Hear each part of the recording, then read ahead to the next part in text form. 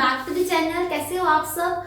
Last lecture में हमने पढ़ा था फार्माकोडायनामिक्स के बारे में, स्टिमुलेशन, एजिटेशन, डिप्रेशन, जो भी काम ड्रग जो है हमारी बॉडी में कर रहा है उसके बारे में पढ़ा था, और एंजाइम्स और रिसेप्टर्स के बारे में पढ़ा था। आज हम पढ़ने जा रहे हैं रिसेप्टर्स की दो थ्योरीज के बारे में। तो सबसे पहली theory that is receptor occupation theory. Receptor occupation theory was proposed by Clark, and receptor occupation theory was proposed by Clark, and that is why this theory is known as Clark's theory। and ये theory क्या कहते हैं कि जैसे ही हमारे पास drug जो है receptor के साथ बाइंड करेगा तो क्या फॉर्म हो जाएगा, ड्रग रिसेप्टर कॉम्प्लेक्स फॉर्म हो जाएगा, और जैसे ही कॉम्प्लेक्स फॉर्म होगा जो इफेक्ट है हमारा वो हमें दिख जाएगा। ठीक है, जैसे ही ड्रग और रिसेप्टर आपस में बाइंड करेंगे वो कॉम्प्लेक्स फॉर्म होगा, और जैसे ही कॉम्प्लेक्स फॉर्म होगा हमारा इफेक्ट जो है पर्टिकुलर वो हमें शो होना शुरू हो जाएगा। लेकिन इस थ्योरी में फर्दर मॉडिफिकेशन आए जिससे हमें पता लगा कि जो हमारे पास ड्रग है वो रिसेप्टर के साथ सिर्फ बाइंड नहीं कर रहा है, सिर्फ उसकी साइड को ऑक्यूपाई नहीं कर रहा है, वो उसके साथ बाइंड करने के बाद उसकी कुछ कन्फॉर्मेशनल चेंजेस ला रहा है, जिसकी वजह से फिर जाकर रिसेप्टर जो है अपना काम शो कर रहा है। दैट मीन्स कि यहाँ पर सिर्फ ड्रग का बाइंड करना ही जरूरी नहीं है, बाइंड करने के साथ साथ वो उसके अंदर रिसेप्टर के अंदर कन्फॉर्मेशनल चेंज लाए, तब जाकर हमें इफेक्ट जो है वो दिखेगा। So this was about receptor occupation theory. Now अब हम बात करते हैं टू स्टेट रिसेप्टर मॉडल के बारे में। टू स्टेट रिसेप्टर मॉडल क्या कहता है कि हमारा पास जो रिसेप्टर है वो दो स्टेट्स में एग्जिस्ट करता है।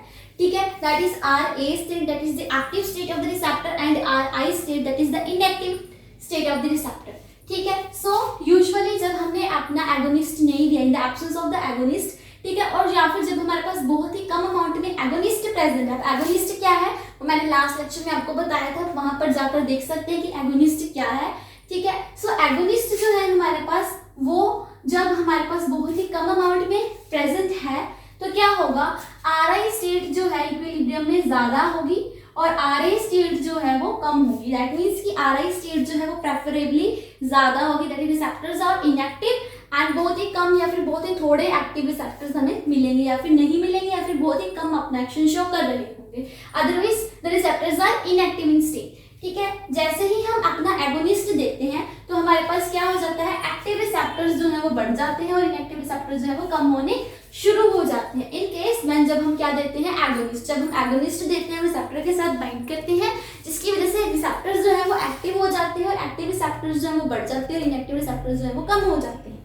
ठीक है, अच्छा यहाँ पर अलग अलग चीजें जैसे agonist, inverse agonist, antagonist and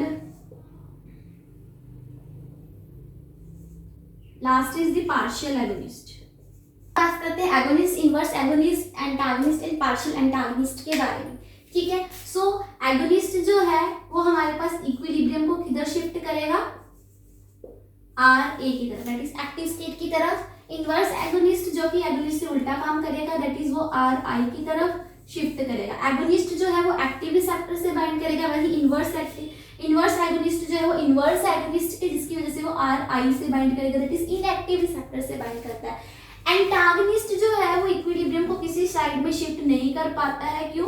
क्योंकि ये जो है दोनों से इक्वल अमाउंट में ही बाइंड करता है।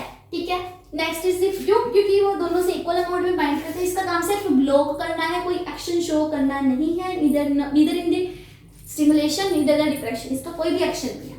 ठीक है, बस ये ब्लॉक करेगा। Next is the partial agonist. Partial agonist जो है वो स्लाइटली आर ए साइड की तरफ शिफ्ट करेगा और इनवर्स से वो बाइंड नहीं करता है, वो सिर्फ आर ए से बाइंड करेगा और स्लाइट सा हल्का सा हमें रिस्पॉन्स दिखेगा। ठीक है, स्लाइटली आर ए साइड की तरफ स्लाइट सा शिफ्ट करेगा इक्विलिब्रियम को। ठीक है, अच्छा अब हमने लास्ट लेक्चर में पढ़ी थी इंट्रिंसिक एक्टिविटी। ठीक है, सो अब हम जानते हैं इंट्रिंसिक एक्टिविटी जो है, इंट्रिंसिक एक्टिविटी जो है हमारे पास वो क्या बताती है कि जो हमारे पास पर्टिकुलर लिगेंड है या पर्टिकुलर ड्रग है वो रिसेप्टर के में जाकर कैसा फंक्शनल चेंज लेकर आ रहा है। ठीक है, so this is agonist, this is inverse agonist, this is antagonist and this is partial agonist. ठीक है, सो एगोनिस्ट की इंट्रिंसिक वैल्यू कितनी होगी, इंट्रिंसिक एक्टिविटी कितनी होगी, 1। इनवर्स एंटागनिस्ट की इंट्रिंसिक एक्टिविटी कितनी होगी, दैट इज 0, बिटवीन 0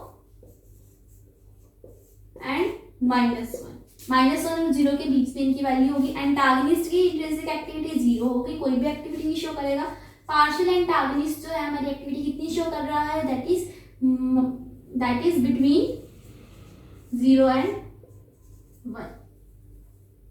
थोड़ा सा ही फैक्टर शो करते हैं। इंट्रिंसिक एक्टिविटी वाला पोर्शन जो है ये आपका रिसेप्टर ऑक्यूपेशन थ्योरी के अंदर ही आता है, ठीक है। सो अगर आपने रिसेप्टर ऑक्यूपेशन थ्योरी लिखनी है तो आप इसमें एगोनिस्ट, एंटागोनिस्ट, पार्शियल एंटागोनिस्ट और इनवर्स एंटागोनिस्ट की डेफिनेशन लिखकर इंट्रिंसिक एक्टिविटी के बारे में उनकी बता सकते हो in case of receptor occupation theory. और दूसरी थ्योरी जो हमने पढ़ी that is two state receptor model, ठीक है। टू स्टेट रिसेप्टर मॉडल में हमने क्या पढ़ा कि हमारे पास रिसेप्टर जो है वो आर ए स्टेट में भी एग्जिस्ट करता है और आर आई स्टेट में भी एग्जिस्ट करता है, and generally at equilibrium are I state जो है उसकी तरफ इक्विलिब्रियम जो है वो शिफ्ट होता है, ठीक है। लेकिन जैसे ही हम एगोनिस्ट देते हैं तो हमारा इक्विलिब्रियम जो है वो आर ए की तरफ शिफ्ट होना शुरू हो जाता है, ठीक है। तो ये हमने पढ़ा रिसेप्टर थ्योरीज के बारे में, ठीक है, and two state receptor model के बारे में। आज के लेक्चर में बस इतना ही। तो मिलते हैं अपने नेक्स्ट लेक्चर में जिसमें हम पढ़ेंगे कि सिग्नल ट्रांसडक्शन पाथवे के बारे में। तब तक के लिए पढ़ते रहिए and have a good day.